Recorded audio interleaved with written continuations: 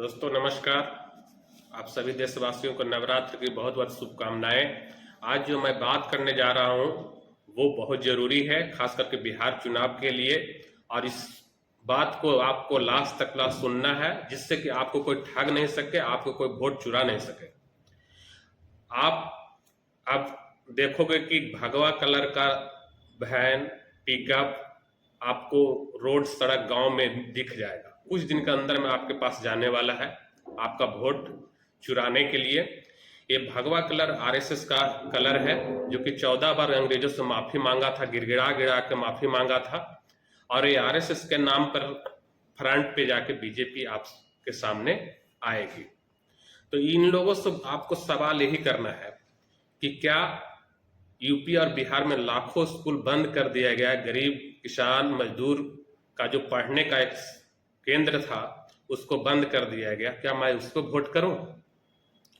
दूसरा सवाल आप करना, क्या 200 का खाद किसानों का 2000 रुपया पे मिल रहा है, क्या मैं उस पर वोट करूं?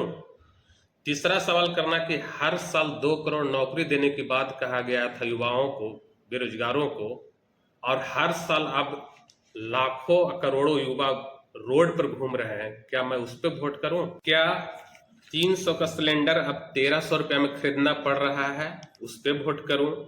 क्या 1 रुपया 2 रुपया के बुखार सर्दी जुकाम का टैबलेट अब 20 रुपया में खरीदना पड़ रहा है, उस पर वोट करूं? क्या हर व्यक्ति के खाते पे 15 लाख रुपया आ गया, और क्या मैं उस पर वोट करूं? क्या सभी पड़ोसी देशों से रिश्ता खराब हो गया, उस पर वोट करूं? क्या ब्लैक मनी काला धन देश में वापस आ गया, उस पर वोट करूं? क्या अडानी अंबानी के हाथ रेलवे एयरपोर्ट भागलपुर के 1050 एकड़ जमीन 1 रुपये किराए पर दे दिया गया, उस पर वोट करूं?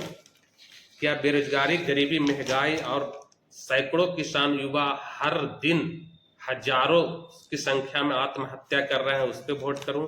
क्या देश में नोटबंदी के कारण लाखों लोग गरीबी, बेरोजगारी और महंगाई के कारण आत्महत्या कर लिए, उस पर वोट करूं? क्या देश में कोरोना के नाम पर ब्रेन हेमरेज और हार्ट अटैक की बीमारी दे दिया गया जनता को, उस पर वोट करूं? क्या बिहार की जनता गुजरात में जाकर मजदूरी करे, उस पर वोट करूं? क्या बिहार के युवा आंदोलन करे, किसी एग्जाम या परीक्षा के लिए बहिष्कार करे, तो उस पर पुलिस लाठी चार्ज करे, उस पर दौड़ा दौड़ा के उसको पीटे, उस पर वोट करूं? क्या बीए या बीएससी करने के लिए पहले 2014 से पहले 1000 से 2000 रुपया में बीए और बीएससी की डिग्री हो जाती थी, आज उसी डिग्री के लिए लाखों रुपया खर्च करना पड़ रहा है, उस पर वोट करूं?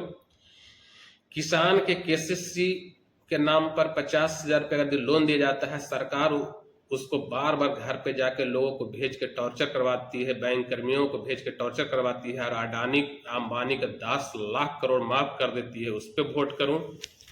क्या जीएसटी के नाम पर देश का सत्यानाश कर दिया गया, उस पर वोट करूं? क्या पूरा देश की मीडिया, अखबार सुबह से लेकर शाम तक झूठ बोल रहा हो, उस पर वोट करूं? क्या असली मुद्दा को भटकाकर जनता के मुद्दों को दरकिनार कर दिया जाता है, चाहे वो पेपर हो, चाहे मीडिया हो, चाहे टीवी चैनल हो, क्या मैं उस पर वोट करूं? क्या चुनाव आयोग एक पार्टी विशेष का बन गया है, एक पार्टी विशेष का प्रचार तंत्र रह गया है, उस पर वोट करूं? क्या हरियाणा, कर्नाटक और महाराष्ट्र में धड़ल्ले से वोट चोरी करके सत्ता में सरकार लाया गया, सरकार को बनाया गया, क्या उस पर वोट करूं? क्या मणिपुर पूरा देश देख रहा है कि मणिपुर 2 साल से जल गया, देश का एक अभिन्न अंग है, उस पर प्रधानमंत्री का मणिपुर का मत तक नहीं निकला, क्या मैं उस पर वोट करूं? 12 साल में एक भी प्रेस कॉन्फ्रेंस प्रधानमंत्री का नहीं किया गया, क्या उस पर वोट करूं? तो दोस्तों, आपको अब ये देखना है कि आपको शिक्षा पे वोट करना है, स्वास्थ्य पे वोट करना है, रोजगार पे वोट करना है, महंगाई पे वोट करना है, गरीबी पे वोट करना है, किसान के बारे में लोग सोचे उस नेता को वोट करना है। ये आप निर्णय ले सकते हैं। और जितने सारे मैं आपको क्वेश्चन सुनाया, ये सब काउंटर क्वेश्चन करके उसको जवाब दे सकते हैं, फिर वो दोबारा आपके पास नहीं आएगा।